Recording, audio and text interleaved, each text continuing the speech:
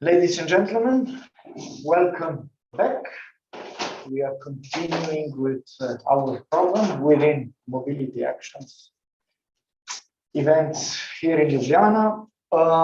Today's topic is the use of modern didactic approaches, digital tools and equipment in state-of-the-art presentations.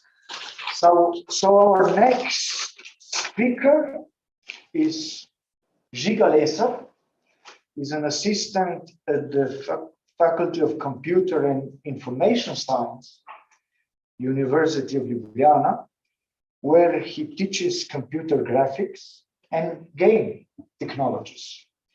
He is also a member of the Laboratory for Computer Graphics and Multimedia, where they are engaged in research and development in the field of media technologies, human-computer communication, and computer graphics.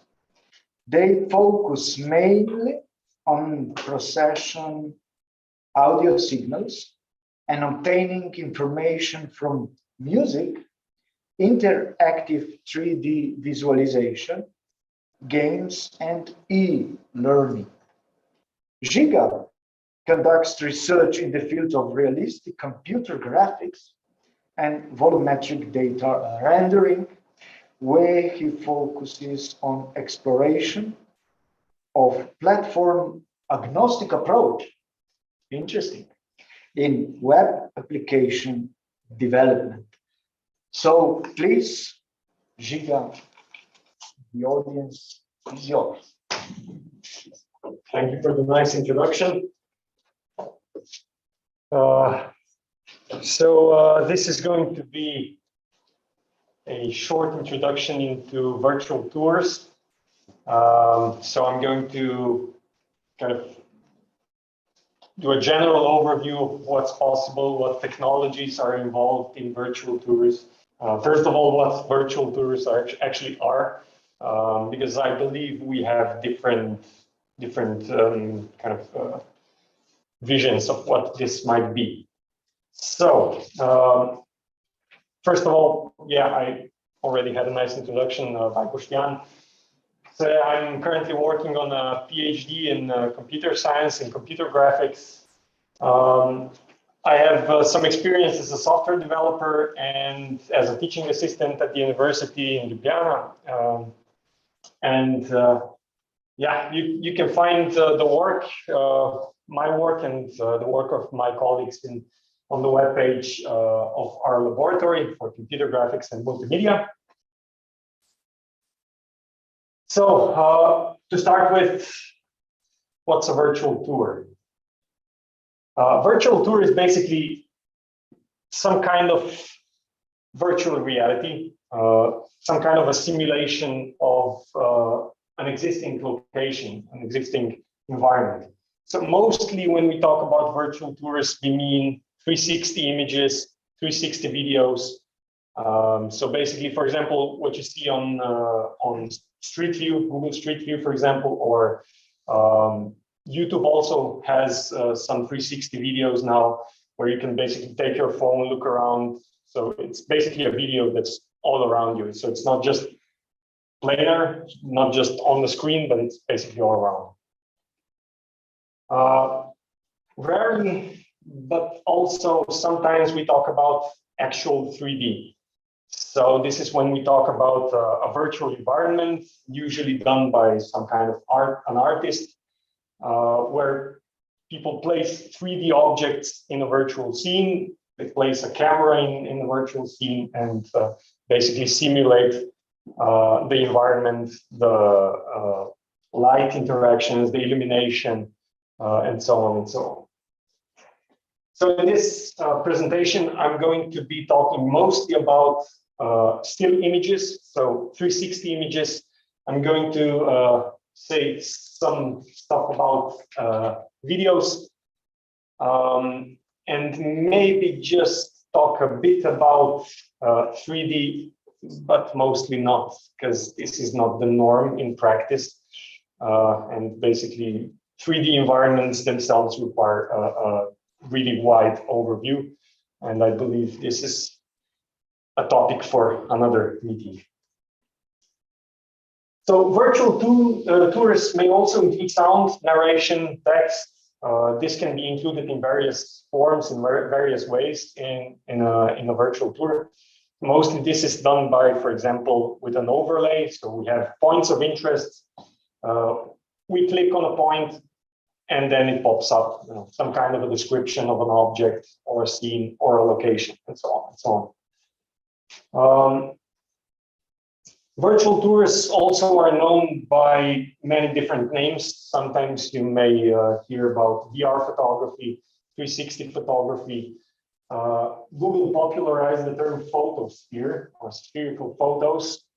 I think this is not in wide use nowadays. It was some years ago. And also interactive panorama. So basically, it's a panoramic image and you can look around, so it's interactive or immersive in that sense. So here I have some examples. I would just like to show you pretty much, let's say, the first three of them, because everybody obviously knows Google Street View, so you're kind of familiar with that. But I would like to point out some of these other examples of virtual tours which have different features than Google Street View. The interaction is a bit different. And the first one is, yeah, sure. Let's see if this works. First one is by the gallery of Louvre. And basically we have like a 3D view of the gallery. We can, oh yeah, this one. Okay, works. So yeah, this is an example. You have the points of interest, so you can walk around, and then it transitions into another view. So you can look around there from another view, and you also have, for example, information that you can look. You can read about the different paintings and so on and so on. So yeah, that's one example. Then, for example, you have the Museum of Natural History. This is an American museum, and basically their special feature here is that they have an overview of the museum with different locations here. So basically, you can click on a location. You already see the layout of the museum, directly in front of you. And you can quickly navigate around by just clicking here. So yeah, this application, for example, also tracks where you've already been, what you've already seen, and then you can also move around in whatever way you want. So yeah, you can see that these applications have vastly different modes of operation, let's say, different interaction possibilities, different functionalities. And the only thing that's common between those applications is that they have 360 images and they have different locations, and you can walk around and in between those locations. There's also another tour. It's not a 360 tour, but I find it really interesting because it's a very original way to display some kind of information in some 3D form, let's say. So this is basically a visualization of some events, historic events, and we all know that these historic events can be connected in different ways. And this is an application that basically exploits these connections between the events. Each event is basically displayed as a blob, a colored circle. Okay. So yeah, on this device, it runs quite stable. Fancy. It also includes some sound, but yeah, basically you can click on an event, shows you a picture, shows you some text, and it also shows you the connections it has with other events, for example. So, like this. And you can open any event in this way, and it shows you all the connections it has with the past events and the future events. So yeah, in my opinion, this is kind of original. This might be used also in connection with the 360 images and the tours, as I explained before. So, oh yeah.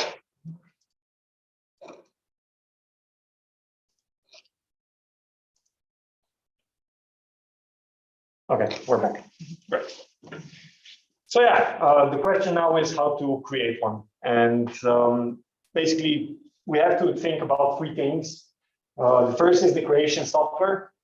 We have many different options here.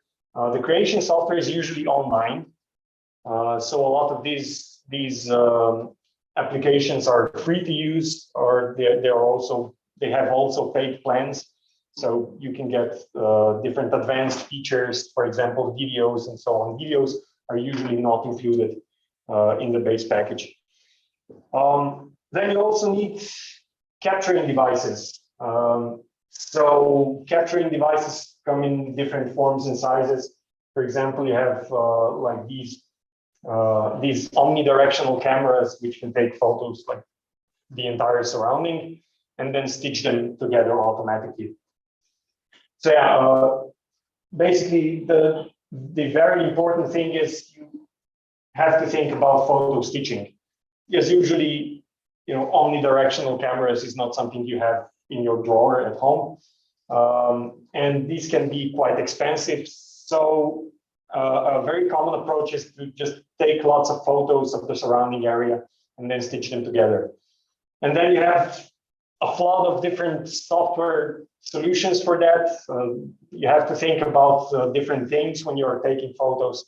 So what's the field of view of your camera? What's the exposure setting, and so on and so on. So this is the cheaper option, but you have to know about different settings. And there's quite a lot of settings to think about. So this is basically something I will talk about a bit later. Also have specifically built camera rigs because such devices sometimes do not have the necessary resolution. The sensors are not the best quality. So you can also get specific camera rigs. So basically, high quality cameras and just positioned in some way, usually 6 cameras. So one's pointing up and down, the other 2 are front, back, and another 2 left and right. And basically the camera rigs sometimes come with the software as well. So the stitching happens automatically. Another thing is the display device. So basically when you captured your environment, the next thing is to display that environment. And here basically you have 2 options. One is to display it on a computer screen, as you've seen before. And obviously the other one is with a VR headset. And here again, you have a vast array of different options, especially in the second category with the VR headsets. And these range from really cheap to really expensive. We're talking about from maybe a few $100s up to a few $1,000s. So it's kind of a huge range of possibilities, huge range of features and quality. Okay, so the creation software, I listed 3 programs here, 3 online-based programs. One's from Google, and for some reason, this Google Tour Creator doesn't work. I've been trying to make it happen for the last few days, and it appears it just went down. Then we have different options. I think the most popular of these are Virtual Tours Creator and the WordPress plugin. So basically, if you have a WordPress web page, you can kind of use a plugin to display such 360 images inside your web page. For the online options, we basically don't have a vast array of possibilities. The most popular of the two are Unity Engine and Unreal Engine, and these are really full-fledged game engines, 3D engines, and these are not specific for VR. They are not specific for virtual tours. And basically, to create a virtual tour application, you have to put in some work to implement the interaction, to implement the connection with a VR headset, for example. So yeah, these are offline possibilities, but you have to invest some work. And yeah, these applications, as I said before, they have vastly different features and at vastly different prices. And we can look at some of the features. For example, you have points of interest, transitions. Transitions are really an interesting one. Because, for example, you can transition between two scenes just by blending, just by smoothly blending between those two images. Or you can, for example, make a transition like you're walking between two points. So this is something that Google Street View does, and it does that quite well. The problem is for such interpolation, so the feeling of you moving in space requires some geometry. So it's not enough just to have a panoramic picture. You also have to know the positions in space of all the different objects around you. So this is kind of difficult to do, and Google does that quite well by kind of learning from the environment that they have photographed and kind of generating the geometry from the photos. So this is quite a high-level feature. You also have overlays with additional info. So, for example, information about different objects, especially for museum exhibits and so on. You can have sharing and collaboration. This is usually not a free feature, so you have to pay for it. And probably the most important one is analytics.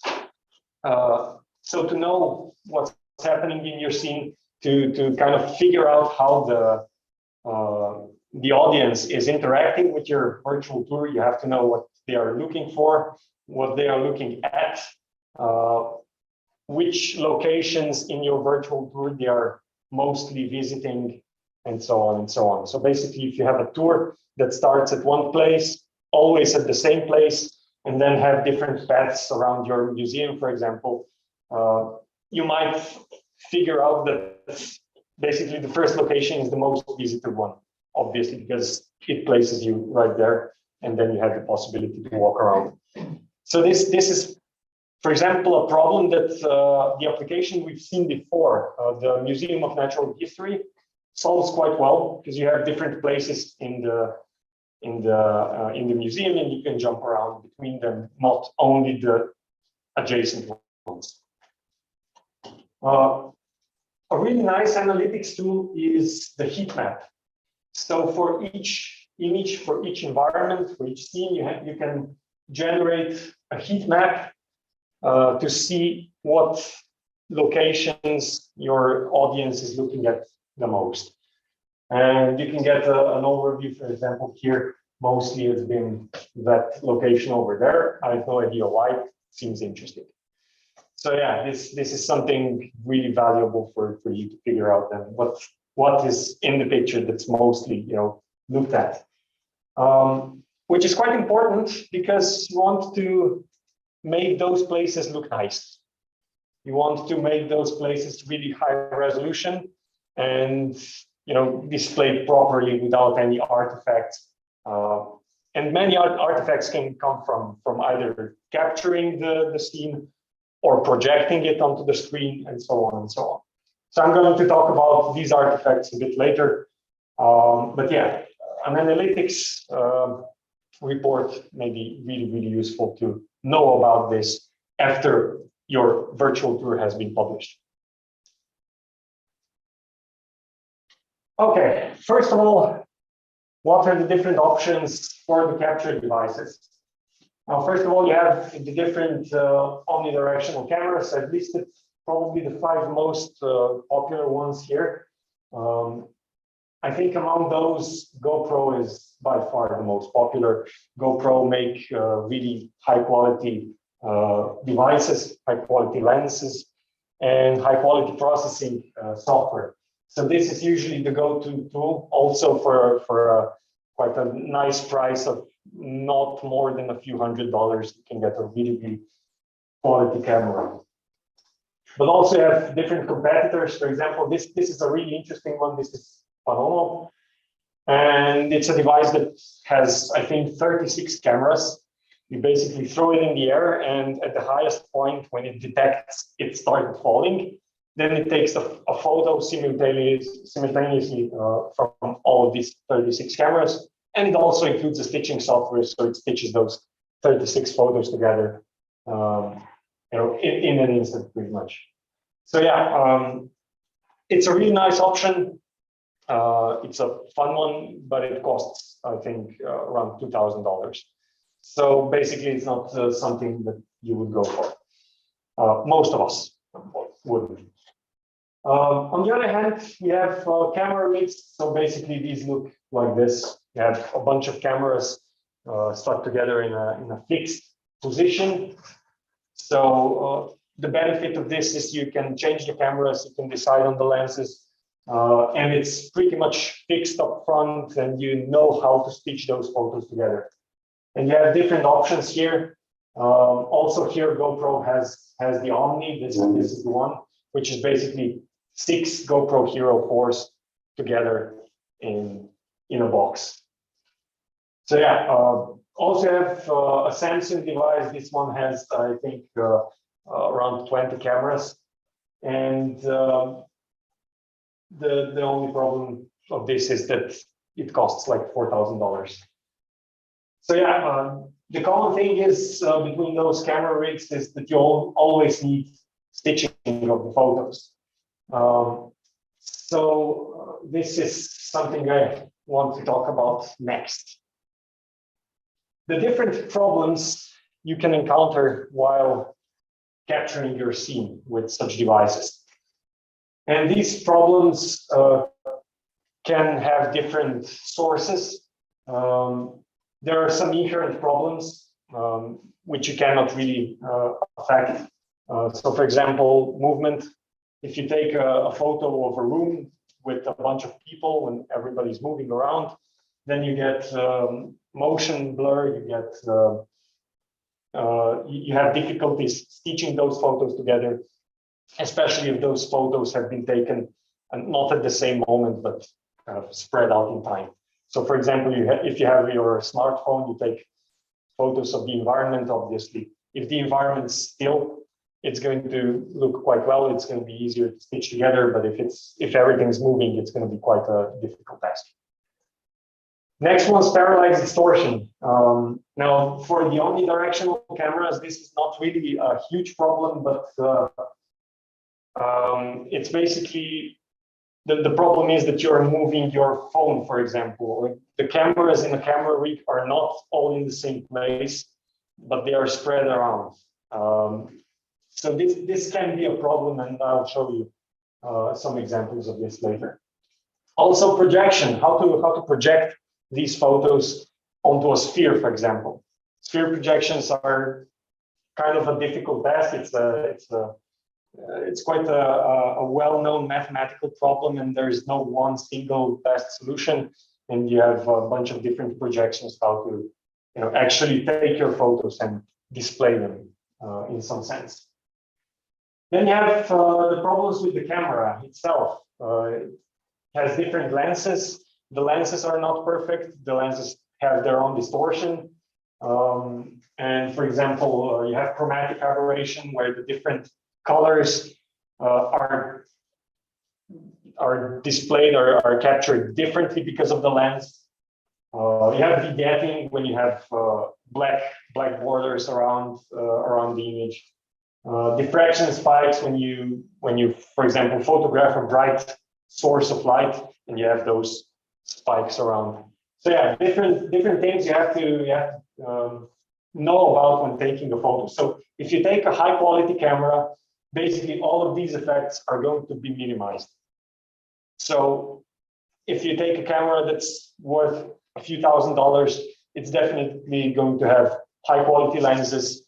It's going to have as little chromatic aberration as possible, no vignetting, and so on and so on. So you have to keep this in mind. Also have varying parameters when you take photos. You all know that when taking a photo, you can have different exposure settings, different shutter speed, different white balance. And this, for a quality 360 photo, has to be the same for all the views, which may be difficult in practice because different parts of a single scene can have vastly different brightness levels. Then you have storage and delivery problems. So when you actually take the photos, if you take, for example, 30 photos, each photo is maybe 2-3 megabytes in size. And this is when it's already in a compressed format, for example, JPG. And this has some problems related to it. I'm going to show an example later. So yeah, compression artifacts, we all know that JPG is a format that has loss of information, and this can greatly affect the quality of the final image. Also projection artifacts. I'm going to show some examples later. This is a really interesting one. So yeah, basically the problem with this is if you take this approach, which is not out of the box with an omnidirectional camera, you have to think about all of these problems. You have to be at least aware that they exist. And after all, you need to do manual stitching because you have some automatic software that can take your photos and do this stuff for you, but you have to be there for each scene. You have to kind of help the software make the right decisions, where to cut the photos, where to stitch them together, and so on and so on. So yeah, the first one, for example, is movement, and you can see this here. If the subjects are moving, obviously you get quite a lot of blur, and in this picture you cannot pretty much see anything. Here in this other picture, you have parallax distortion. So basically, the photographer, when he was taking the scene, he was moving around just slightly, but enough so that the stitching didn't work perfectly. So you can see some ghosting artifacts here, also in this text here. Also here you have some ghosting. The edge of the pool here is kind of it's displayed 2 times basically.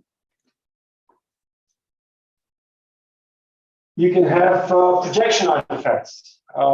This is related to how the scene is taken from the camera. So basically the light rays hit the lens, and the lens then basically projects these rays onto a 2D projection plane. And here with this, you can have quite a lot of problems, especially at the edges of the photograph. So if you have a really wide angle lens, wide angle camera, you probably already noticed that at the edges of each photo, the photo is quite distorted. So here, for example, we have quite a huge problem with the head. So yeah, this can be dealt with to some degree, but basically, if you want to get rid of this properly, you have to use many different photos. So more photos you have, the higher quality image you're going to get. The other ones are, for example, lens distortion, chromatic aberration. So here in this example, you can see that this is not as straight as it should be. And this is due to the lens not being perfect. So in high quality cameras, you have lens arrays. So this is why the lenses are stacked together in a huge set. So to minimize these effects, but you can never really get rid of those effects entirely. So in an image, this is always present, and this presents quite a challenge for the stitching software. So if the distortion effects are really pronounced, you're going to have problems when stitching together, because the stitching software usually assumes that the perspective is correct. So the lines are still lines, they are not curves on an image. The other one is that the colors are shifted. When light passes through some object, through some glass, for example, through a lens, different colors behave differently. And different colors actually, they reflect, they refract in different angles.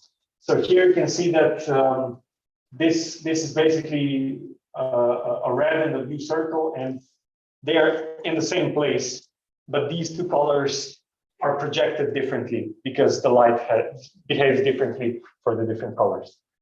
And this is also an inherent problem with the lenses. You don't have perfect lenses that do not have this problem, because this is just how physics works. And the purpose of lens arrays is just to minimize these effects. Then you have vignetting, for example. You can see at the edges of the first image that basically it's quite darker than the center. And also this is due to the lens, because most of the light hits the center of the lens, and mostly it's refracted into the center of the image. So the effect is like this. So imagine if you stitch such photos together, you're gonna have some dark and bright spots. And in order to try to minimize this is to take as many photos as possible. So you have different photos of the same scene with a lot of overlap. So if you have overlap, you can pretty much cut those places that are too dark. You can cut them away and use those same places from another photo, for example. Also lens flare. So here in this place, you can see a really, really bright spot here.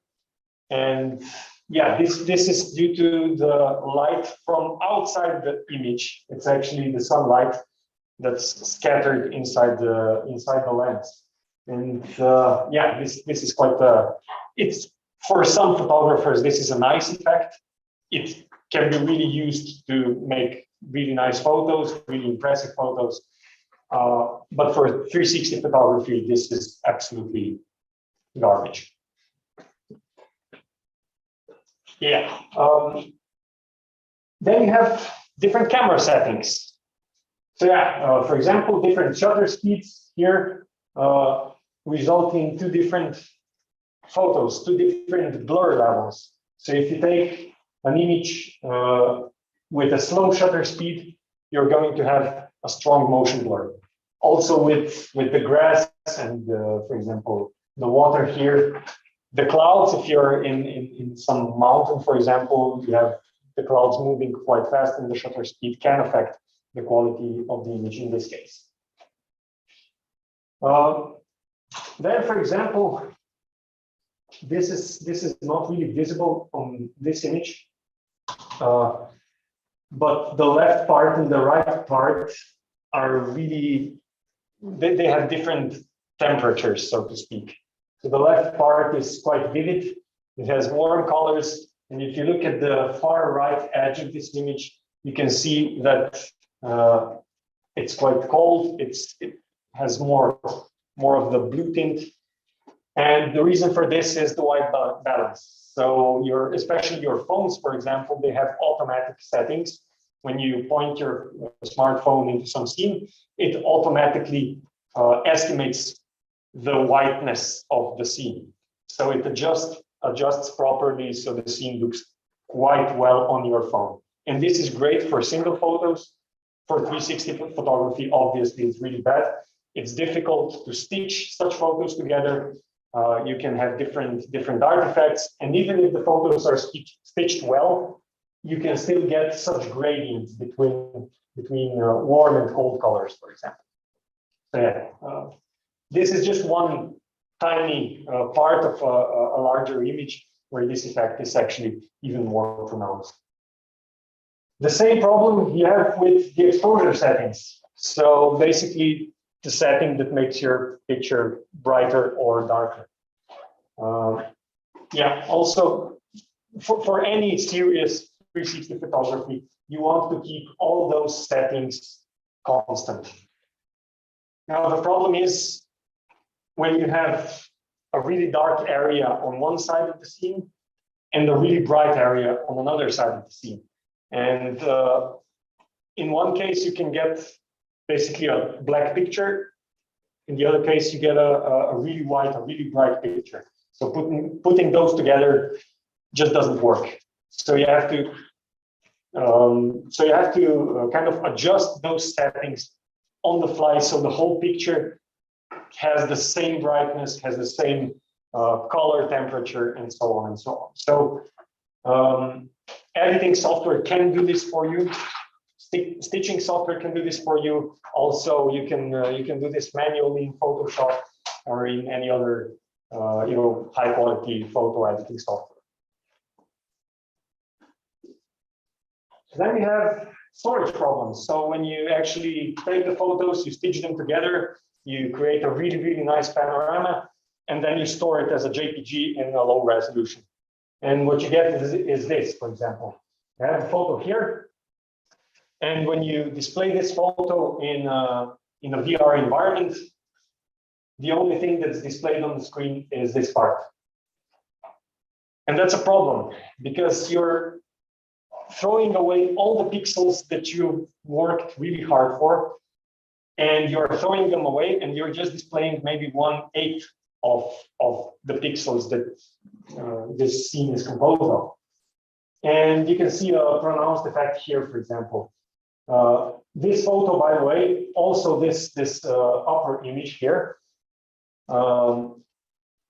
this is in the resolution of about 6,000 by 3,000. So it's a really, really high resolution photo, but still here you can see that the details are missing.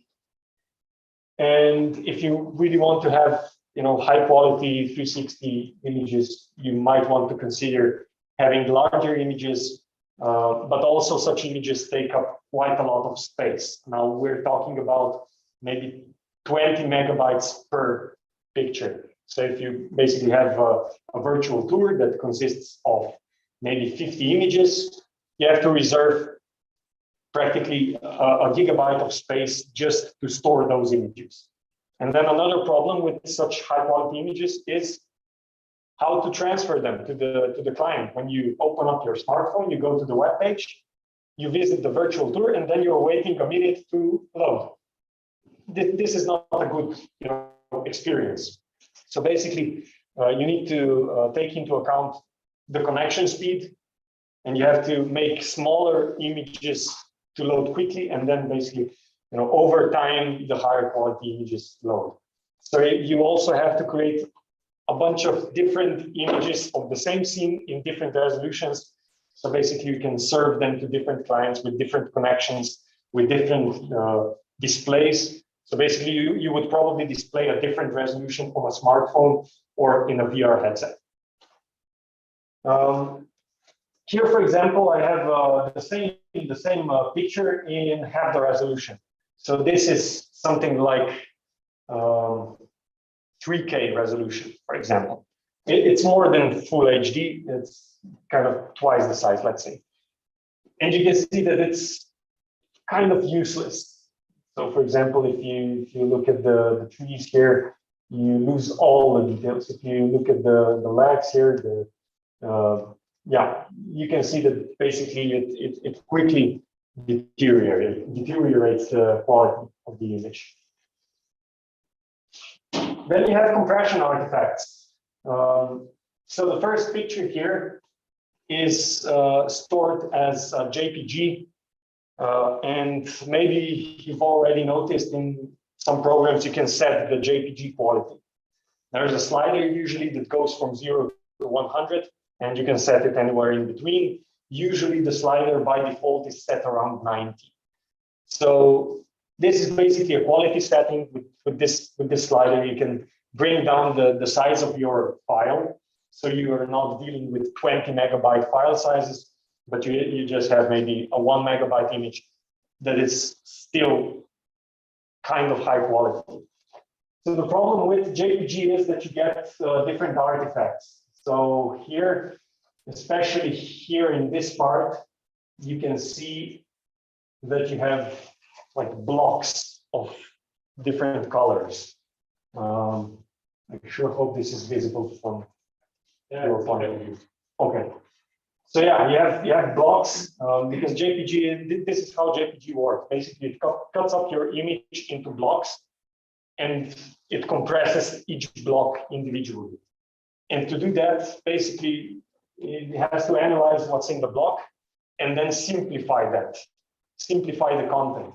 And that simplification amounts to, you know, the blocks being visible, you know, on the screen. If you have a gradient, this is especially important for shots outside when you have a giant sky, and the sky is obviously not the same color everywhere. It's a kind of a gradient from a dark blue to a bright blue, for example. And in such images, these blocky artifacts are really noticeable. So other image formats also exist that don't have this problem, but in practice they are not really widely used. You would probably not want to store such images in JPG. You would maybe want to use a WebP format, or there's an AVIF format that's a really new one from 2 years ago. So basically research goes on and on to create better formats so these artifacts are not as visible as in JPG. Then you have projection problems. For example, this is the standard format that pretty much every software uses for 360 images. So basically, you have two rotations. You have a rotation about your left to right rotation, and you have your up and down rotation.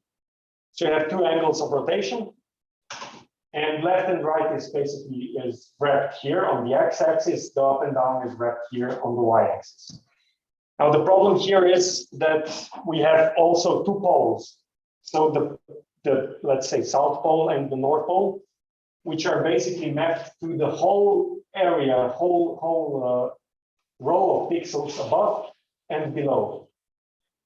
And as you can see in the image, you have quite a lot of stretching, a lot of blurring here at the bottom and the top.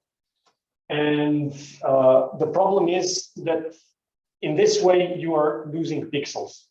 You're spending the entire lower and upper parts of the image to store information that basically is just around the poles.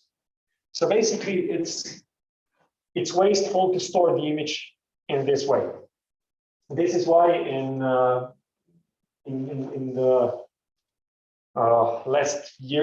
last 5 to 10 years, let's say, the norm is to convert everything to a cubic projection.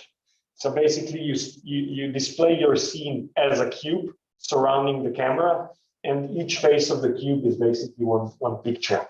And you can stitch those together on the fly. You can project these on the screen on the fly, and it looks way better than this one. So I have an image of the artifact here. So if you have a low quality image, a low resolution image, this is the effect you will get. At the poles, you will get such, pinching artifacts. Also at the North Pole, it's the same. Now this is especially pronounced if you have details on the ground and up in the sky. But yeah, if you rotate the sphere in some way, so you have the poles in front or anywhere, not up and down, this is really, really noticeable. So this is why you don't want to use such projection. You want to use a cubic projection, which doesn't have such problems. Okay, basically this is a really, really rough overview of what's involved in a 360 image, how to capture it, how to then stitch it together. So the last thing you have to take care is the display device. So how you're going to display this image onto a screen or in a VR headset. And here also you have many different options. So for presenting onto a computer screen, obviously you have the Unity engine and Unreal engine. I talked about those before, and these are just general 3D engines. So they have certain drawbacks, especially the price, and you have to be quite knowledgeable about those two, how they work internally. You have to export then your application. And the exported application then, in theory, works everywhere, but it sometimes is not like that. So yeah, things can break. Here I have another option, is to use WebGL and WebXR. So you might not be aware of this, but your browser, your Chrome, your Firefox, your Internet Explorer, they already include functionality to draw 3D objects and 3D scenes onto the screen. And they also include the functionality to use the VR headset. So basically, if you plug in your VR headset, open up Chrome, Chrome can already access the information about the position and rotation about your headset. So this is readily available in everyday software, in everyday browser that you use. And this has starting to become a really, really popular choice because basically you don't need anything else. You don't need a specialized production environment. You don't need a specialized program to create such 3D scenes. Also, such solutions are already available. So the web applications I was talking at the beginning, they use such web-based approaches, and so they can be displayed pretty much everywhere. On the VR headset front, you have again a lot of different options. And these headsets range from being really, really cheap, for example, Google Cardboard, which is basically $10 or something like that, to some really high quality, professional VR equipment, such as Pimax 8K. This is actually a VR device that has an 8K display in it. So yeah, the price range is obviously huge. So from $10, then you have your normal everyday use devices that range from a few $100s to maybe $1,000, and then you have professional equipment here for $5,000 and up. So yeah, the price range is huge, and maybe it's smart to talk about the differences a bit here. So the main difference pretty much that everybody is going to notice between those devices is the resolution of the screen. So the resolution of the screen is,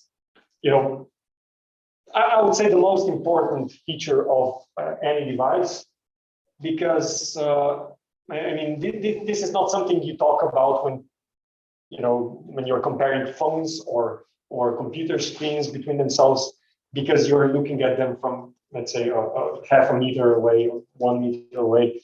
But these displays are right up in your face. So it's really crucial to have a high resolution, because you're displaying those pixels, you're stretching them out, you're looking at them from a few centimeters away. So yeah, when the whole VR thing started to become popular with the Oculus Rift here, the display resolutions were like this. So this was around, let's say, half high definition. And now we are kind of here. So this is a bit more than full HD resolution. And this is starting to become reasonable. Although up to here, you can see the pixels. And also here, probably you can still see the pixels, but the effect is much less pronounced. So yeah, the resolution is going up every year. The prices are going down every year. In my opinion, this technology is still not really, perfect to be used in a serious production environment. And if you really want something, bleeding edge, you're probably going to choose something like the Pimax 8K, which has a huge display, a huge refresh rate, and so on and so on. So yeah, when comparing these devices, for example, you're looking at really different prices. Something around $400 to $700 is like the medium price point, and depending on the price, you can get much higher or lower quality lenses.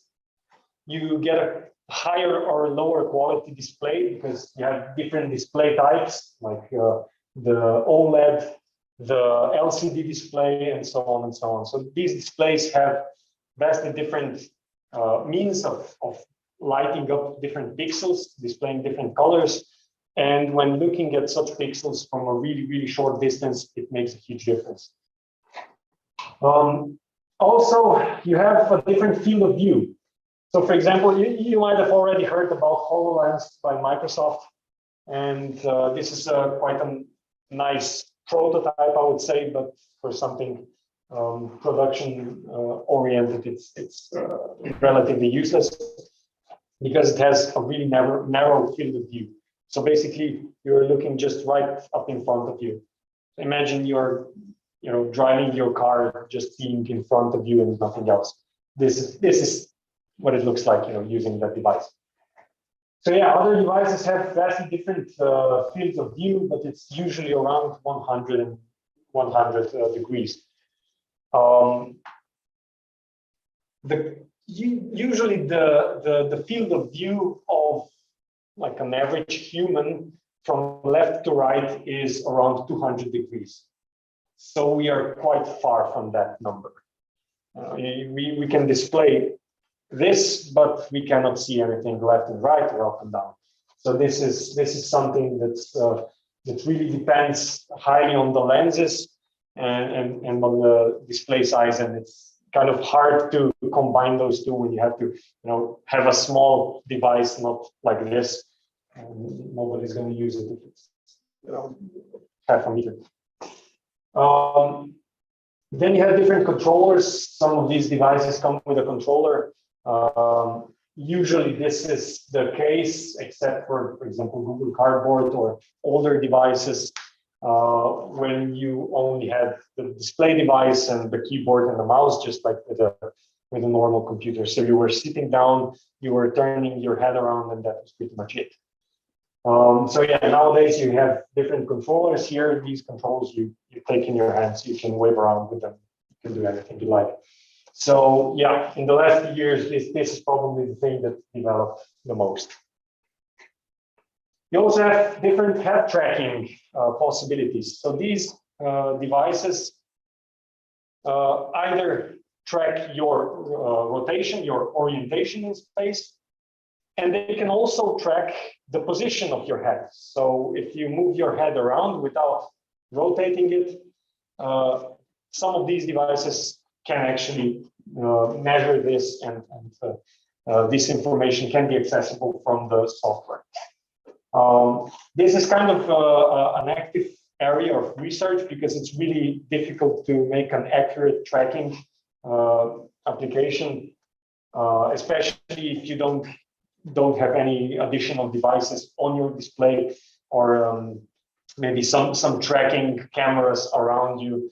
So basically, if you really want to have really accurate and natural head tracking setup, you need basically a specialized room. And this is improving every month pretty much. So we can expect in a few years for this to be quite good and production ready. Okay, so yeah, for the end, I would like to show you light fields. This is a technology I consider to be the future of virtual tours, the future of 360 images and videos. So basically, it's the difference between a normal 360 image and the light field is that you can kind of move around in a still image. You can move around, although limited, but it creates a much more immersive experience. So yeah, I'd like to show you the video and let the images speak.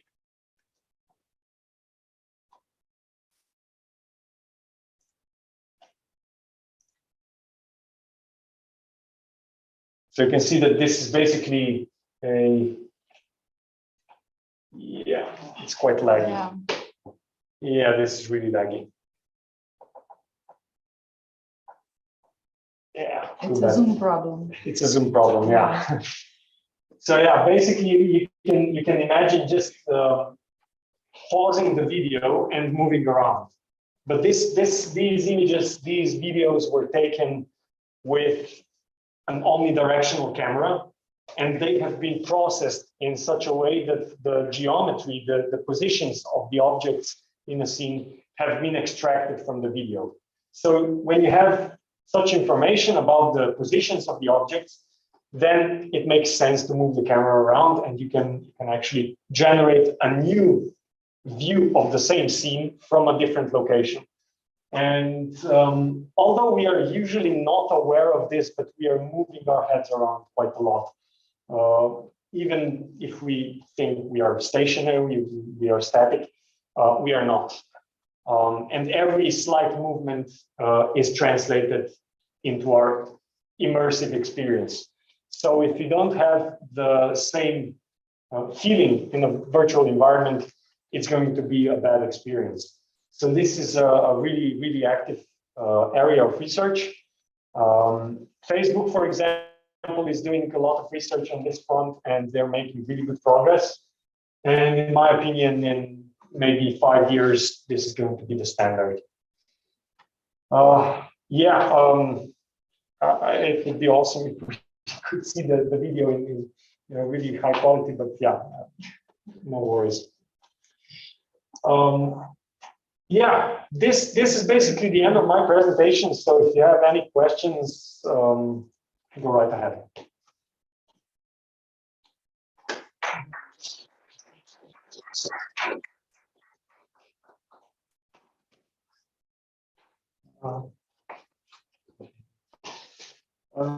Žiga, thank you. That was amazing for us working in museums. We like things, we like VR, we like 360 and everything. But yeah, behind that is different equipment problems, different software problems we are not aware of course, and thank to God. To God, we have people who know things. We have you, for example. We know who to ask who to discuss about that, because okay, we want everything, but yeah, it's not so simple to incorporate, to use. And what is the major problem always on the museum exhibitions, for example, is the headset is there, for example, but it's not working. Yeah. So please, if there are any questions, please ask, comment. Yes, Natasha. Hi, I'm Natasha from the State Museum. I have one question. We have one client which would like to have presentation, but 360 degrees, but not with VR sets because, you know, Corona and VR sets and different people. So they asked us if we can do a 270 degree screen and project something on. Will it be same technology or who should we contact for the technical? Right. This is an interesting use case, I must say. So they want to use they would like one screen or maybe multiple screens around. They would like to have around 270 degree screen. So you will have a feeling that you are traveling into Earth. Right. So I have to solve two problems, how to film traveling into the Earth, but we can do animation. Another thing is how to project this without VR sets. Right. Yeah. The general problem here is the projection, right? It's not about the capturing and the storage of the scene or the video, but it's how to project it on different screens.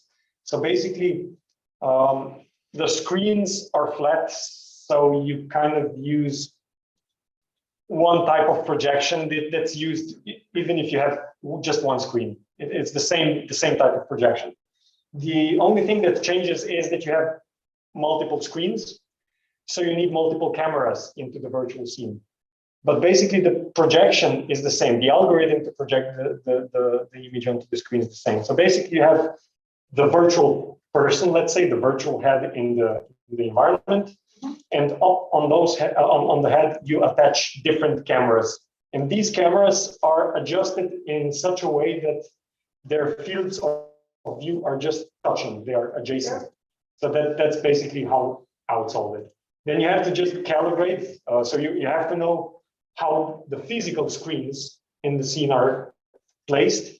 You have to know their dimensions. You have to know the field of view of a person sitting there. So what's the angle that they're looking at, onto the screen, and you have to put those numbers into the application. So you basically reflect those physical quantities in the virtual cameras.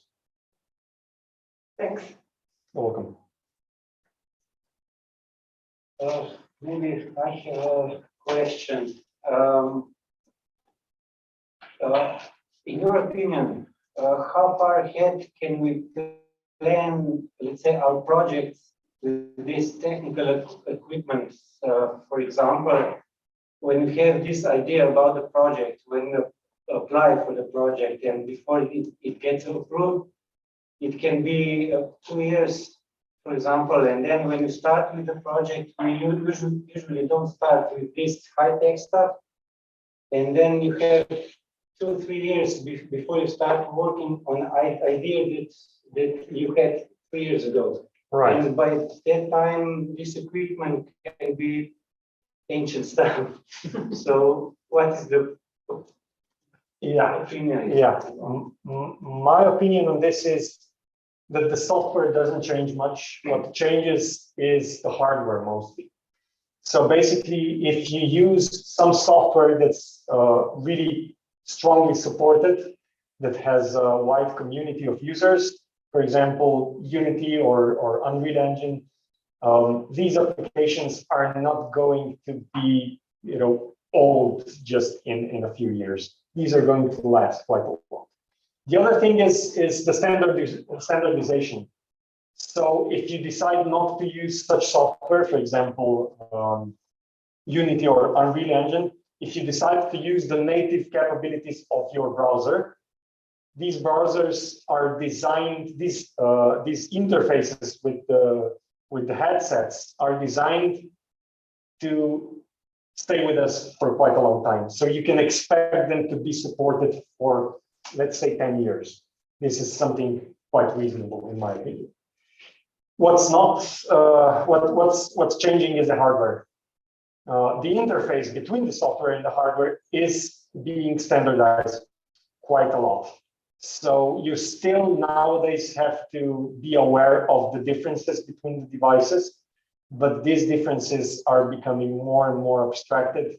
So the software kind of knows already, what the differences are, what the possibilities are, and can adapt.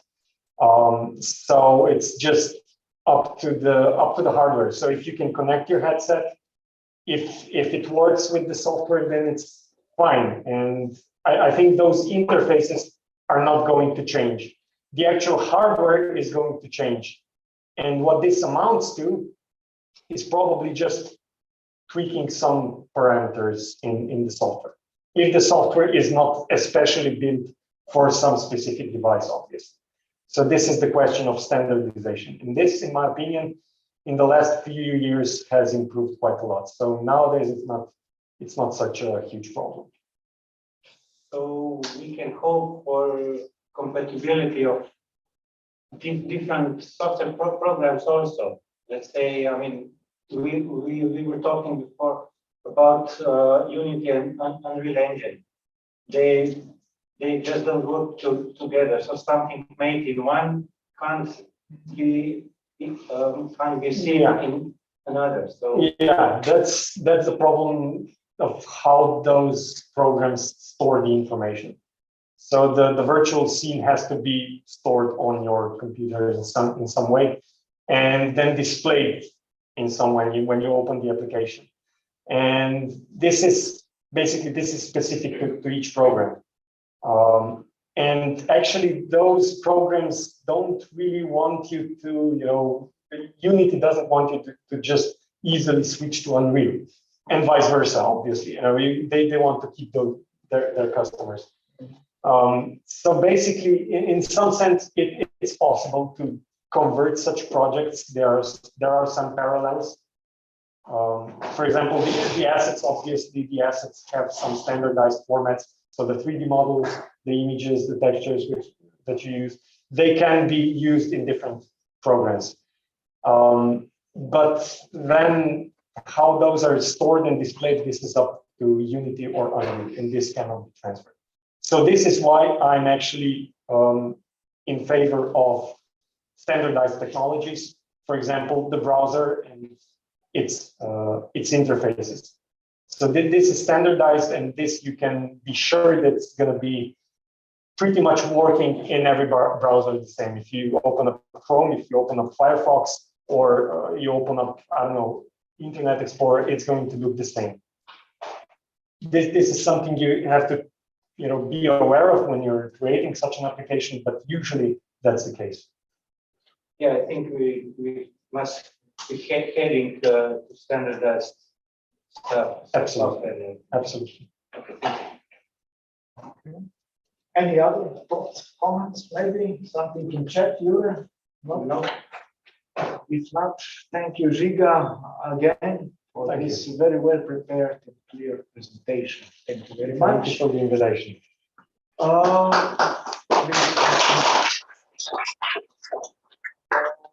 In between, if I am right,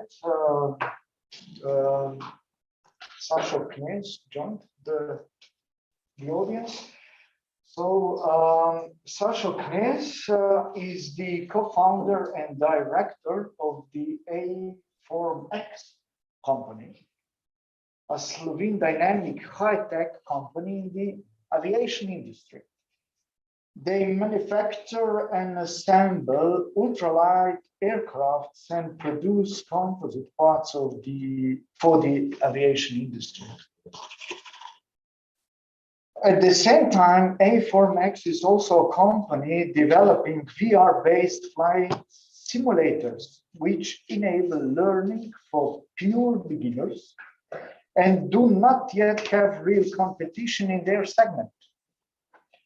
They have also received numerous awards for their work and business success, the most prominent of which is the highest award in Slovenia for innovation by the Chamber of Commerce of Slovenia 2017, and the win in a design competition by one of the oldest aviation organizations in the world. This is the Royal Aeronautical Society for the electric racer design. So A4Max is the global leader in the niche market of historic VR flight simulators, and Sašo will, in his lecture, present the underlying principles in designing a successful educational VR experience. This lecture is actually a recipe how to build a VR time machine. Time machine, wow, for me as an archaeologist, I'm very excited about that. Please, Sašo, the audience is yours. Thank you very much. Thank you for the wonderful introduction. I hope that I will live up to the standard set. So if we can start the presentation. First of all, I would like to thank you for attending this.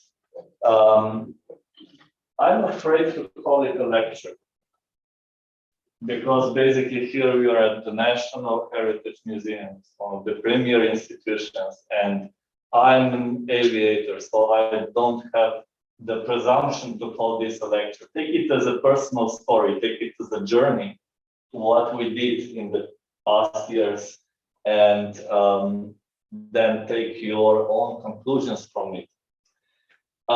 So let's begin.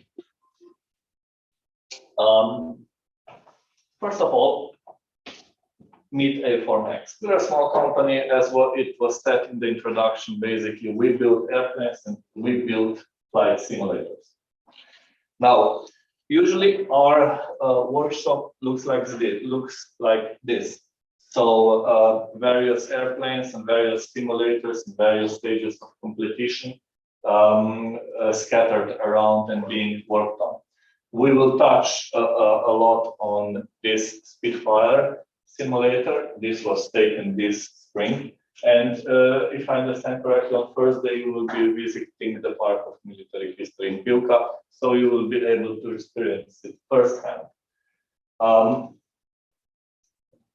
To prepare for today's, not lecture, but story, I have defined 3 goals that I would like you to get from this hour. One is actually how we built it, how we got into the first simulator. It's a story about how to fly a MiG-21. Then I will touch upon how simulators relate to living history events. So going live instead of simulating. And the third is the only thing that actually matters. So if I would say one thing that we learned from all of these years of work, this would be it. So let's begin with part 1. How to fly a MiG-21. Does anybody know what a MiG-21 is? That's good. A MiG-21 is a super fast airplane. It was designed in the 1950s in the Soviet Union, and it served all around the world and still serves today. This is the MiG-21. It's a Mach 2.3 aeroplane, 300 kilometers per hour landing and takeoff speed. So it's probably the one of the hottest ships that you can fly. It served in Slovenia, served in Yugoslavia. So a lot of Slovenes flew. And at that time, it represented the epitome of career achievement. So basically, if you earned your seat in the MiG-21, you were considered the best of the selected field. Now, my generation grew up in the 90s. And the 90s was a funny period for all of our post-communist states, basically, in the fact that the achievements were still alive. So Slovenia as a country and we as young pilots basically still looked up and still heard the stories that this, what was already history, was still with us. And basically, when we were hearing the stories, something very primitive happened, and we were really wondering how was it really to fly a MiG-21. And then in 2014, something happened, just a confluence of very random events. And this is how our path in VR flight simulator started. This is, yeah, I think 2014. And at the same time, the first Oculus VR headset came out. It was actually pre-production. So it was not even a product, it's pre-production. That's it, with a huge sensor and very granular resolution.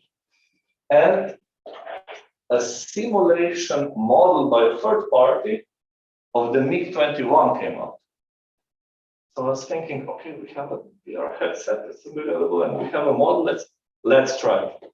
And we did. So one Saturday we gathered, we even rented a computer. We didn't own a computer such powerful back then. And we flew the MiG-21. And anybody old enough knows that these early model Oculus, they were totally grainy and on the verge of being usable, but we loved the experience. We absolutely loved the experience. We got to fly the MiG-21. What's the key? The key was that the immersion with the VR headset was on a completely different level. Natasha asked a question: how do you project basically the 100-degree image? This is used innovation. You download, you buy actually a program. You have 3 projections. You fuse the thing, and this is a simulation standard in aviation, you know. And it works for airliners because you have limited field of vision. So from an Airbus 310, you cannot really see outside. So the projection works. In flying a light aircraft, in flying a supersonic fighter, it doesn't work because you're missing the field of view. And the analogy that I'm always using is VR headsets compared to screens of any kind. It's like comparing ear headsets and speakers. Let's say that we're listening to music, right? And we have speakers in the room. And we're relaxing, we're having a glass of wine, but we know that we are in the room. We have the sense of where the music is coming from. We do not forget that we are in a room. If you're listening to music using earpieces, the music starts coming from here. You lose the sense of direction. You immerse yourself in music. And this happens with VR headset on the visual channel. You are not in a simulator, in a room, looking at a projection screen. No, you are in the virtual world. And we love this experience. Our imagination maybe even went so far that we said, okay, that this resolution will change, and basically it will upgrade and so on. So during the next years, actually, our main browser entry for eBay was MiG-21 cockpit parts. So we got a lot of things, everything that we needed actually to operate a MiG-21. So we got from control column, rudder pedals, and we started building an EXA frame around this. And yeah, so you see, like throttle and gear, and the best, the most important visually and physically, the most important thing was the seat. So this 200 kilos ejection seat, and this is how we built up the thing. And it was a hobby project. We were financing this out of our pockets, so nothing special. A few €100 there, a few €100 here, and we worked on it when we had time. Why? Because we wanted to know how to fly MiG-21. How did it feel?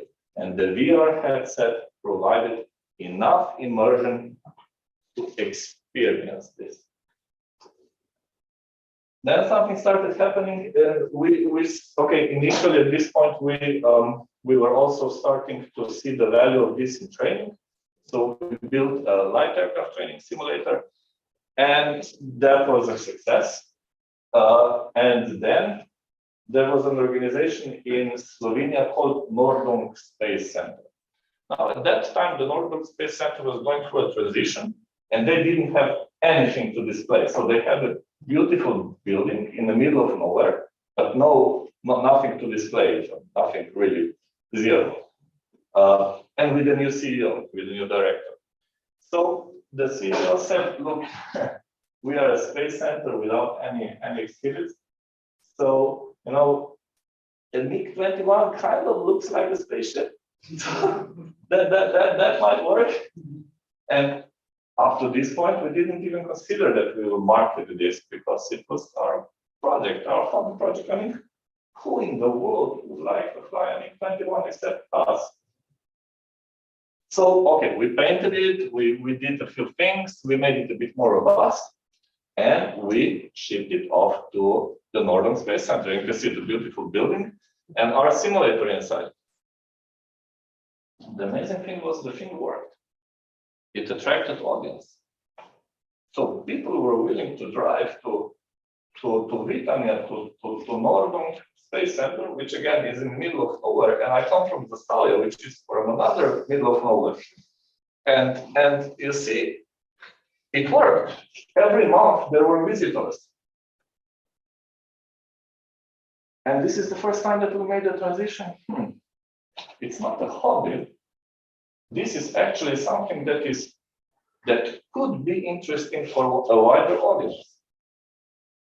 So the next step was, okay, if we have this potential, what is the place in Slovenia that would benefit from this simulator the most? And of course, we identified our long-lasting partners, the Park of Military History Pivka. So, like an organization taking care of military history, it's a natural fit. It's also a very well-visited museum with 60,000 visitors per year. So, yeah, big numbers. And we placed it there about 3 years ago, three years ago. This is how the experience looks like. So we have this cube seat exported from Bulgaria as a barber seat. And we have all the various eBay parts integrated, and we have the headset. Now these headsets already changed a few generations, so can answer your question. And except that the computer is running out of processing time, it's nothing big changed. So I agree with my previous colleague. What is important in this setup is that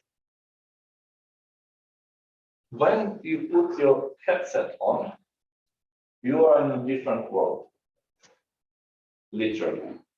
When you put the headset off, everybody is a bit shell-shocked because, wait a minute, I was flying it, now I'm in a room. This is strange. The transition from back from virtual reality to reality is significant. When you are in VR, what you still feel is by touch, of course. So it's important that the seating position, that the straps that you feel are corresponding to the picture that you see. And that the gears and the throttles and the control stick are positioned as they should be in VR, so that it matches. The physical picture must match what you're seeing in VR. And guess what we found? We're not the only guys that want to fly MiG-21.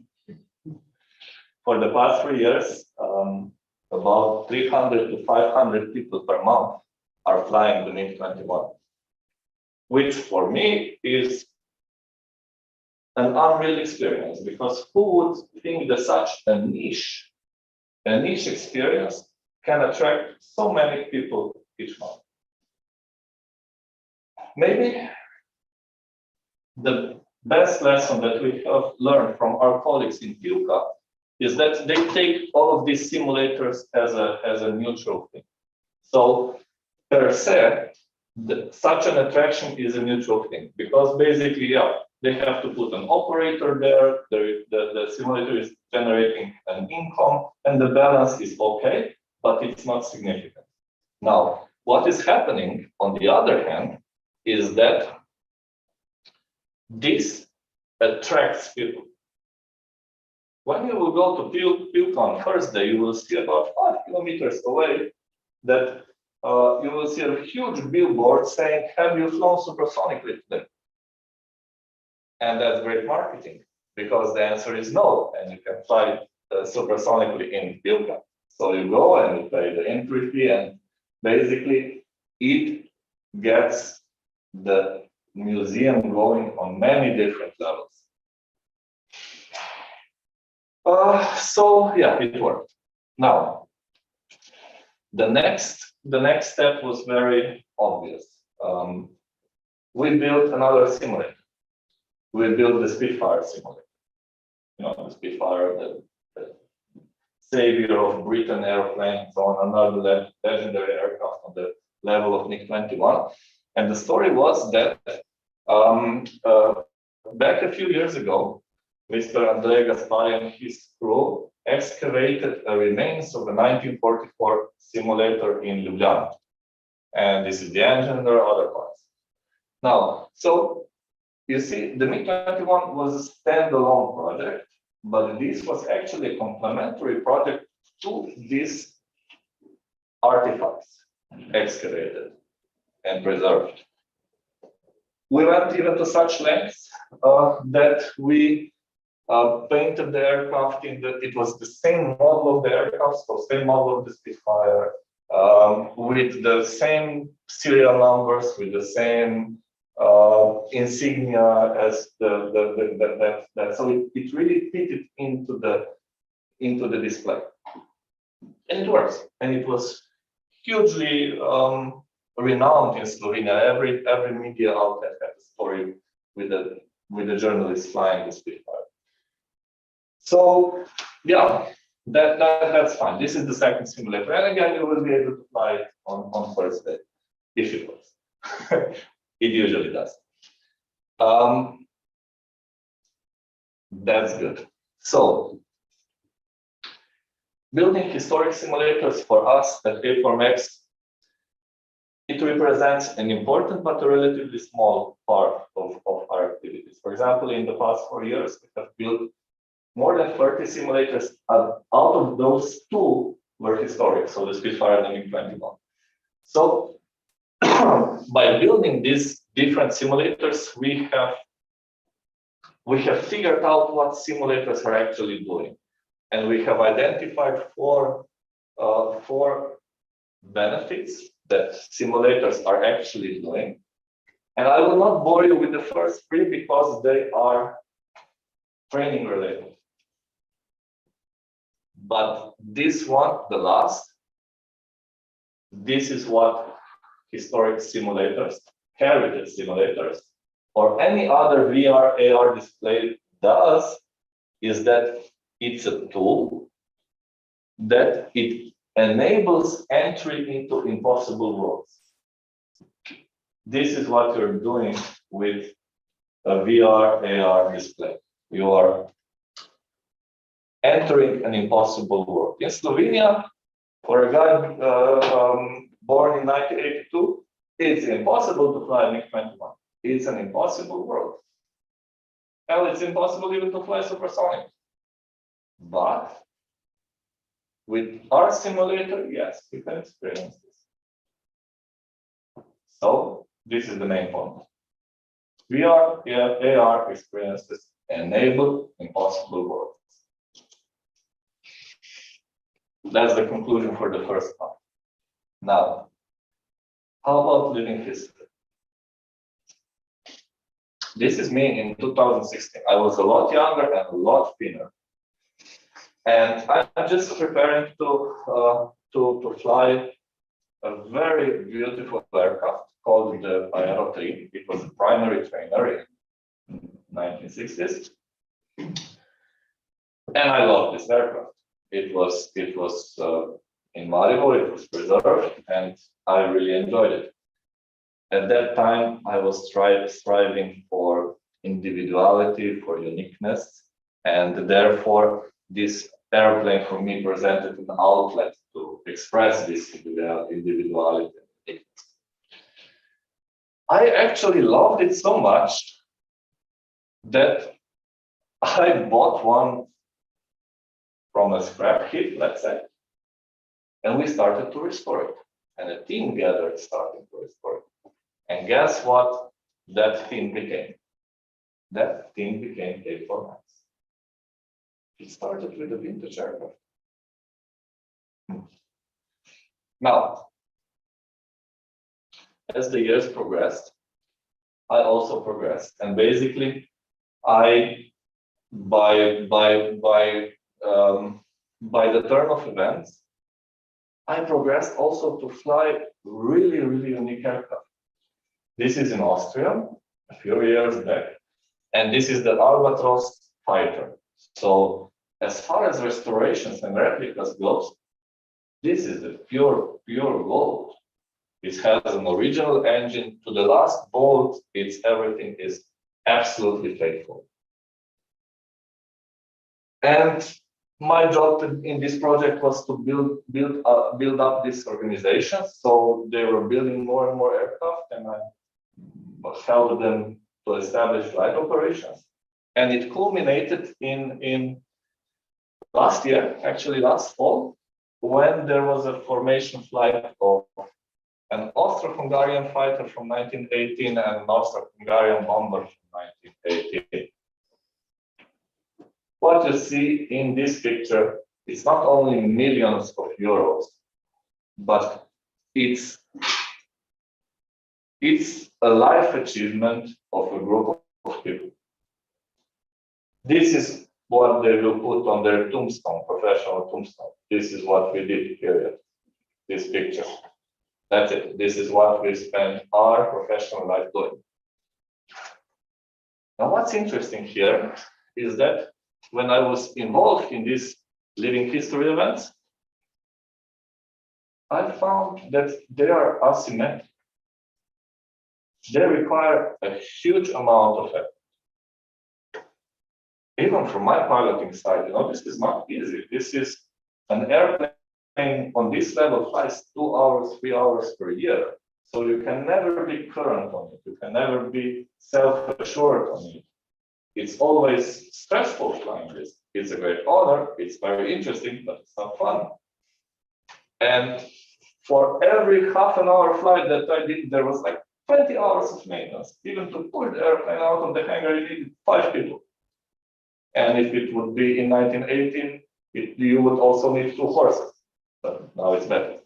And it was hugely asymmetric, meaning that for every one of us that were directly involved, it had a huge effect. But only for the limited group of us that were involved. The general public didn't come into contact with this. So there was a huge amount of effort, resources, and risk also involved. For example, the Aero 3 that I showed in a few slides ago crashed in Slovenia and killed its pilot. A huge effect, but only in limited amount. So, when I was going through this period, I always said yes, but this contact with heritage, it's actually my kryptonite. The superpower of Superman. This is my kryptonite, right? Today, I'm not so sure anymore. I will elaborate in the part 3 of this story. So the only thing that matters. Now, I've never told this part of the story, and I made a summary just for you. So hopefully it will make sense in the end. My kryptonite were actually not aeroplanes, but were people around the aeroplanes. And let me tell you the story from the start. So you see, this guy here in the middle, this is Victor Hauptmann. He was a great person. He was a great flight instructor. He was of the generation of pilots in Yugoslavia that pushed basic training from piston-driven aircraft to jet airplanes. He was also a member of the Yugoslav jet demonstration team, like Red Arrows or French Tricolor that you know today. And the key point is that, you know, when we were restoring that aircraft, and you can see bits of pieces of this aircraft. This is a grainy image, but it's an important image. It was taken in 2009. So one day he came to our shop and he said, you know, guys, and we didn't know him at the time. You know, guys, I used to fly that aircraft. And he came again and again and again. And then he told me, look, I can maybe teach you something, but we don't have a lot of time. At that time, he was already terminally ill. So we set up lessons. And basically, this is not a conversation. This is a lesson. He is lecturing. He is prepared. And we spent hundreds and hundreds of hours doing that. Now, the key point is that from the entry of this story, yeah, A4X is a company doing blah blah blah. We are beyond the market. We see farther, but we see farther because we are standing on the shoulders of giants. And he was one of these giants. And this is his last visit to the workshop before he died. And he's still holding the paper, still lecturing. So what did this teach me? We would have never met if it was not for the restoration of this aeroplane. And by the way, we didn't complete it. It's still 70–80% done. We didn't complete it, but it's the most important activity probably in our professional careers because it started A4X. Personally, it made a huge difference. So the lesson for me from that point is that, and you know, in economical terms, this is a failed project. It's a latent capital. But it's the most important project and most successful project. The point that I'm trying to make is any artifact that you hold is just a medium that can establish communication. And this happened with the Aero 3. And I was very fortunate that it didn't stop with this guy. It didn't stop with the Victor, because on another day, another pilot came and he said, you know, my first airplane that I ever flew was an Aero 3. And that guy was Mirko Anžu. And Mirko Anžu was one of the most successful test pilots in Yugoslavia. The only one that went to France for formal flight test training. This is me and Mirko Anžu in 2013. We did the first flight and the whole flight test campaign of the PT-Strel Pantera at that time. A great, new, most exciting design in decades in light aircraft design. We did it together. Where did we meet? With the Aero 3 workshop. This is us after the first flight. And basically, yes, then another spell of mentorship. And under his guide, I became a good test pilot. And I did my work. I did repay this. I did replay this. This is a battery hydrogen aircraft that I test flew in 2016. I was instrumental in the first certification of the first electric aircraft in 2019, and just a few weeks ago, another hybrid aircraft. So you see, all of this comes from an aeroplane.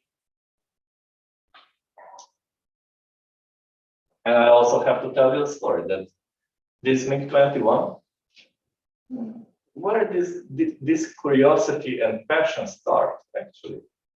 It didn't start with the airplane, it didn't start with the images. No, it started with the persons, with the ex-pilots and ex-technicians relating stories to us regarding the MiG-21. And the stories were fantastic. You know, 20 kilometers plus, you can see the orb of the Earth, and the sky turns black. Who would not want to experience that? The curiosity doesn't start with machines. It doesn't start with artifacts. It starts with humans. And this guy on that ladder was Vojko Gantar. And in 2014, this is Vojko Gantar. So we didn't start actually with only technology. On that first meeting that I told you on the Saturday with the rented computer, we had another ace in our sleeve. It was the fact that the best Yugoslav instructor for supersonic flying did our briefing. So after 25 years, after swearing that he will not come near an airfield for more than 5 kilometers, we asked him, okay, so we have a tool that enables us to fly MiG-21. Can you help us? And he did help us. And, you know, as the tool grew, more and more people became involved in this. But at that time, we were still considering it as a close group of hobbyists, not something that is interesting for the general public.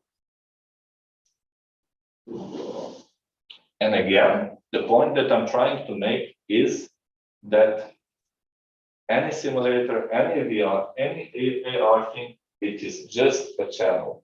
It is just a medium to start activities. Again, a man who swore that wouldn't come near an airfield for more than 5 kilometers was now flying with us in our flight school, bringing up kids.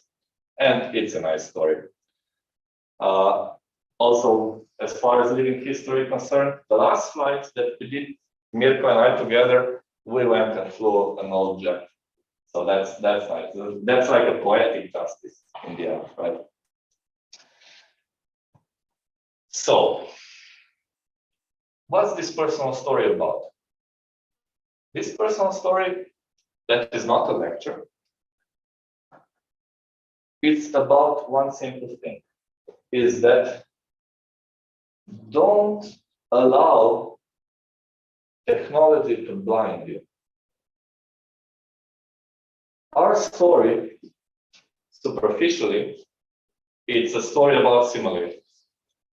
If you go a level down, it's a story about how we can use heritage to build the future. But if you go to the very bottom story, the underlying causes, it's about human interaction.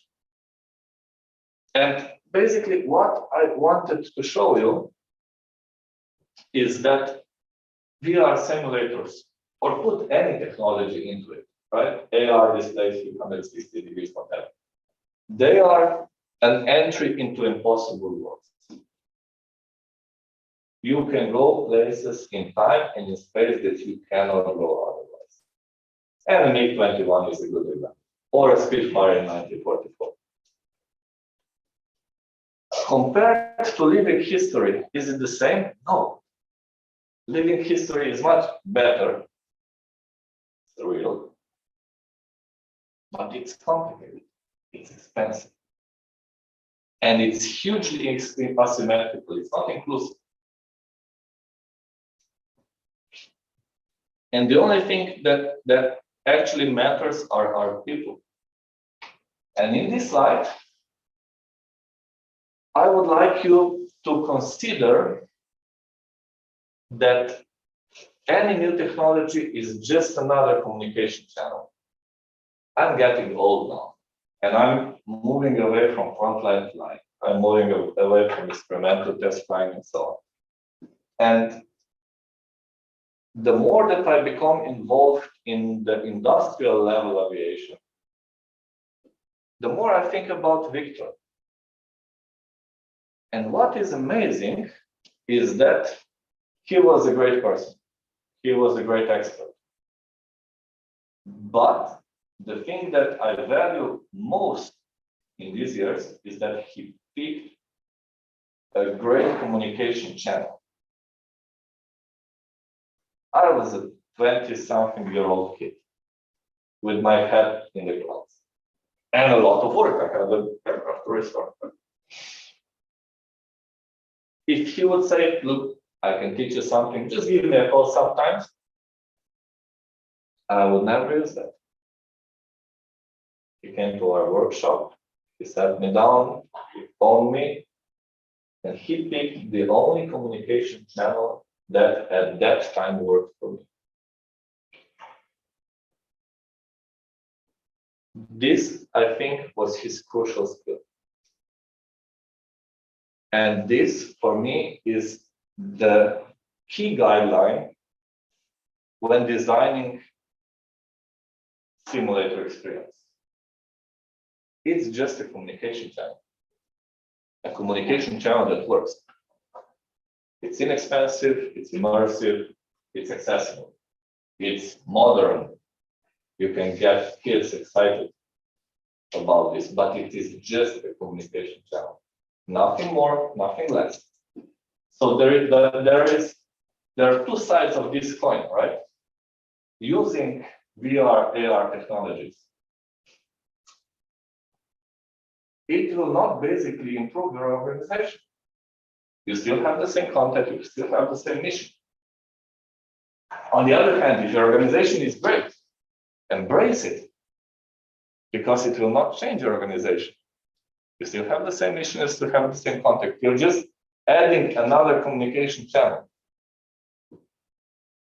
And maybe, again, the key lesson that I'm trying to develop here is to place this in a big picture, so comparing it to living history and so on. And just remember, it's a communication channel. That's it. As a communication channel, it's great. Now, just a small thing. So what are we doing nowadays, right? Looking forward is this picture was very interesting for me. I was not at Pivka at that time, but I said, guys, just put the engine in front of the sail because it becomes a whole airplane, right? But it got me thinking. So you see, we have a historic artifact that is valuable but dead. And we have a simulator that is live but fake. How can we design that into a fused display? So how can we design it so that it's still clearly delineated, but still as a whole? And there are lots of very valuable, historically valuable airplanes in the world that would benefit this approach. So make it a bit live, and then you sit and you are among the display. You are physically in the artifact. This is something that we'll be doing in the next year. So not hardware, not software, but actually positioning, delineating, and this. So this is a huge expert challenge to do this correctly and to do this tastefully, but it's a challenge worth taking. And regarding our kids, so now we have a few simulators available. So we have a MiG-21, we have a Spitfire, there will be a third one. So now it's time to take a step back and say, okay, so we have a 17-year-old kid doing his primary training. When does he go to fly a Spitfire? And what will be the benefit of that? What's the correct positioning in his development as a pilot to take this simulator experience? So you see, we are actually doing in addition to building additional simulators, I think that in the future, from the perspective of a museum, we'll be doing fused displays, hybrid displays. And from the standpoint of industry, from our standpoint, we will be looking at how to systematically leverage these assets that we have in museums for specialized training. This is our way forward.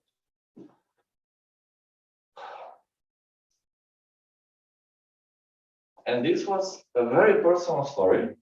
I hope it was not too personal. I hope that I got my points across about using simulators as a channel for time travel. I finished a bit early, so it's good for the schedule. And I thank you for your attention. And if you would like to know anything else about our work, about the obstacles we faced or the challenges, I'm open for questions. So thank you very much.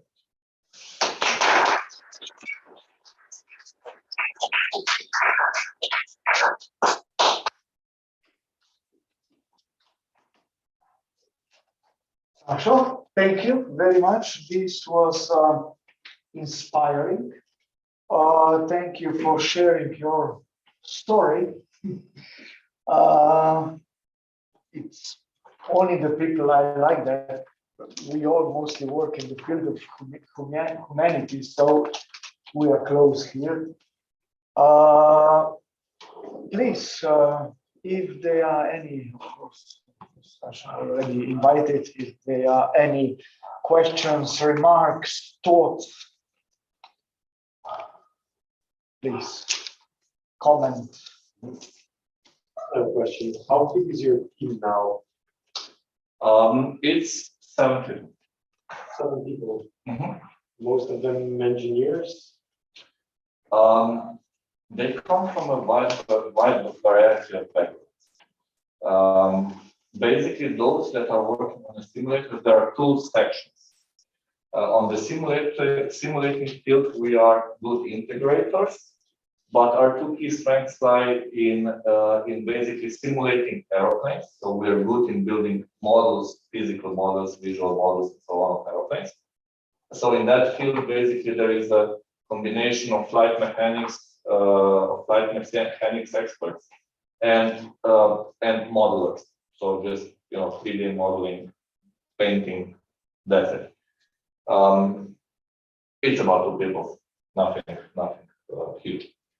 The other expertise that we have is building actual artifacts, hardware, welding and 3D printing and whatever. And that usually floats between 2 or 3 people. So what about the actual simulation, physics part, the mathematical part? Yeah, basically a small team like us must choose their battles very carefully. And the thing that we do is that we operate in only one simulation environment, and we do not develop the simulation environment. The simulation environment that we use is X-Plane, which is a great physical model thing. And so we place our aircraft in that. So our product is the aircraft, not the simulation. And our product is the hardware part. So again, a very small team can do that by carefully integrating what you want to develop, what you need to develop, and what you can take off the shelf. Really interesting. Thank you. Well, I don't actually have a question, but it was really excellent story, not a lecture. Something that we should think about, all of us. I think we've been swamped with this technology in the past years, especially this year and a half. We're more or less panicking about this, trying to learn things. Žiga presented some hardware, software, equipment, and with this story, I think we've been a bit grounded. To stop a bit, to set one step back and think again and take it more slowly, cautiously, and thinking about this equipment as really as the media, not something that will make our building better or our team better. It's a channel. It's only a channel, and never lose sight of your humanity, because in the end, this is what makes internal and external. This is what makes the organization great, or it makes the organization fail. So never lose sight of your mission. This is just merely a channel and nothing more and nothing less. So and I would say that don't be afraid of it. Don't take a step back. Just on this path that you should walk quickly, that you should walk confidently. Never lose your focus. So hopefully this lecture is just a reminder where the focus is. This story is a reminder where the focus is. Yes, I agree. So I'm afraid we might still have some painful lessons, but I guess it's just the way you wish to go. That's it. There was a lot of painful lessons also in our stories. For example, the MiG-21, going from a hobby project to something. So a hobby project has a frequency of being used 2 times per month. And now it's being used 500 times per month. So this is an order of magnitude of 100. The robustness of the product must be much. So we went through, 3-4 iterations. In Pivka, with almost 1,000 users between the 2 airplanes, every month or 2 months, something breaks or something needs adjusting. So, but let's do it this, and it's no big deal actually. So keep it. Be patient with it. Thank you. Thank you very much. Okay. Thank you.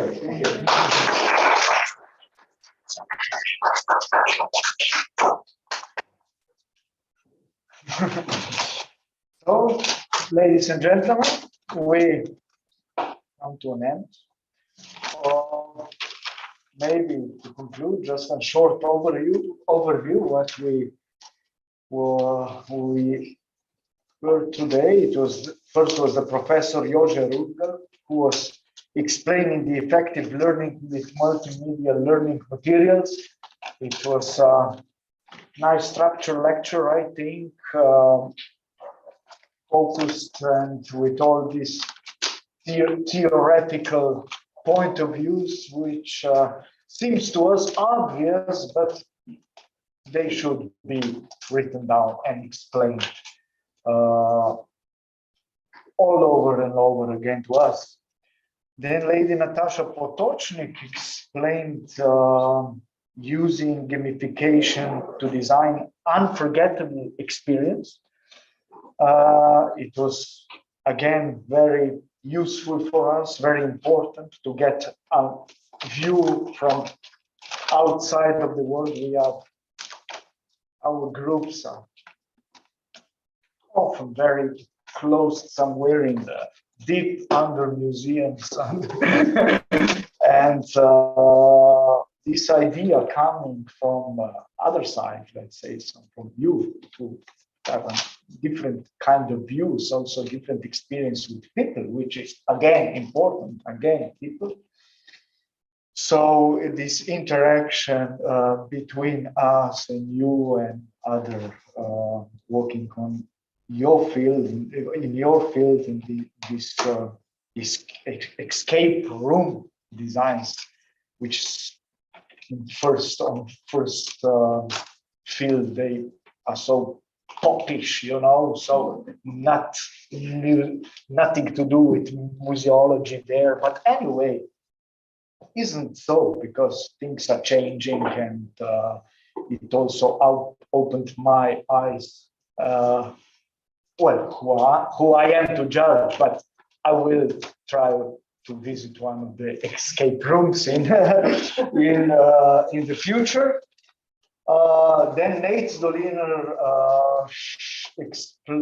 presented the strategies, digitization of archaeological heritage for sustainable tourism. Important thing developed within the project Danube's archaeological e-landscape.